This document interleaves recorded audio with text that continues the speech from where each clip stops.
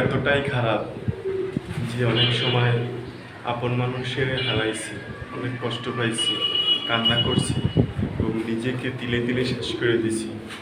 শুধু আজকে প্রিয় মানুষটার সাথে কথা হয় না, 2 দিন হয়েছে, কিন্তু এই মনটা বুঝছো, এর মনটা ছটফট করে, এতটা কষ্ট লাগে, মনে হয় যেন তার সাথে কথা হয় না 2 বছর হয়েছে, 2 যুগ হয়েছে। আসলে যে যারে ভালোবাসে তারে কখনো ভুলে থাকতে পারে না। তার একটা সেকেন্ড তার সাথে কথা না বললে, তার সাথে মেসেজ না কইরা, তারে না দেখা কখনোই ভুলে থাকা যায় না। আসলে ভালোবাসা তো এইরকমই হয় যে একটা মানুষের ভালোবাসার পর সে মানুষটারে তার মায়ায় পড়ার পর সেই মানুষটা কখনো ভুলে থাকা যায় না, সেই মানুষটা কখনো বলাও যায় না এই মন থেকে। আসলে মানুষ ভালোবাসলে ছাইড়ে আসতে পারে, কিন্তু মায়ায় পড়লে কখনোই ছাইড়ে আসতে পারে না। আমি বুঝি না যে আমি এত তোমারে কেন ভালোবাসছি। আজকে আসলে তোমাকে আমি কতটা মিস করতে আছি, আমি কতটা আসলে তোমার ভালোবাসতে আছি, কতটা তোমাকে না দেখার যন্ত্রণা, তোমার সাথে কথা না বলার যন্ত্রণা আমি বুঝতে আছি। আমি টেরে টেরে মানে টেরে টেরে আমি বুঝতে পারতেছি।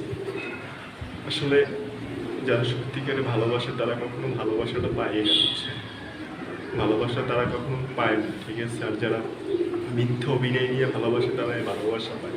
যারা সত্যিকারে ভালোবাসে, মন দিয়ে ভালোবাসে, প্রাণ দিয়ে ভালোবাসে, তারা কখনো ভালোবাসাটা পায় না। আসলে ভালোবাসাটা এরকমই যে মানে কি, যারা সত্যিকারে ভালোবাসে, সত্যিকার অর্থে ভালোবাসে, তারা কখনো পাওয়াই যায় না, বুঝছেন? এটা বিয়েটার লেখুন, ভাগ্যের লেখুন।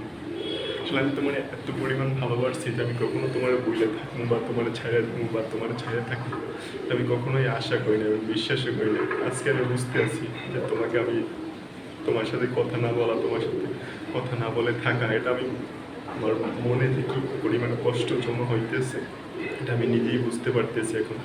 আমি তোমাকে অনেক ভালোবাসি মেঘলা।